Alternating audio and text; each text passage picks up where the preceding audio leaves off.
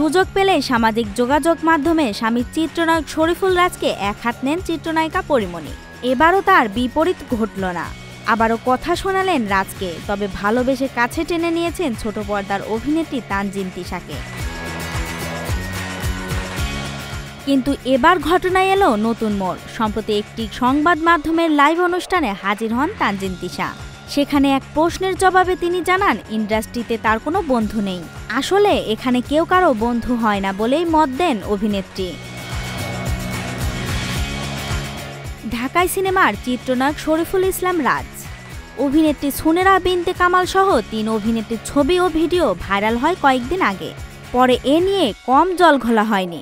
প্রকাশিত ছবির বিষয়ে শরীফুল রাজ সুনেরাকে ভালো বন্ধু হিসেবে পরিচয় দিয়েছিলেন গণমাধ্যমে। একই কথা বলেছেন সুনেরাও। তবে এবার সেই হাওয়া অন্যদিকে বইছে। তার প্রমাণ পাওয়া গেল সামাজিক মাধ্যমে পরীমনির একটি পোস্ট কেন্দ্র করেই।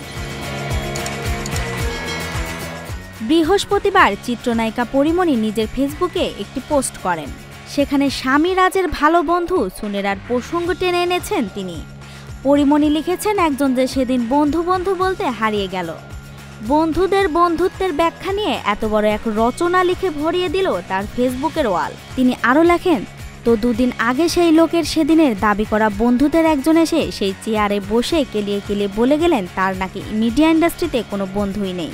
এর নায়িকা লেখেন, সুন্দর না বন্ধু কি সেটি উনি জানেন? তার মানে যাকে তাকে যাতা উনি বন্ধু বলে চালিয়ে যাননি।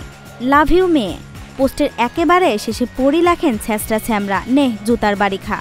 পরীমনি রাজকে খোঁচা মেরেই এমন ইঙ্গিতপূর্ণ পোস্ট করেছেন বলে ধারণা করা হচ্ছে। তো দর্শক, এই ছিল আজকের মতো। আবার দেখা হবে নতুন কোনো ভিডিওতে।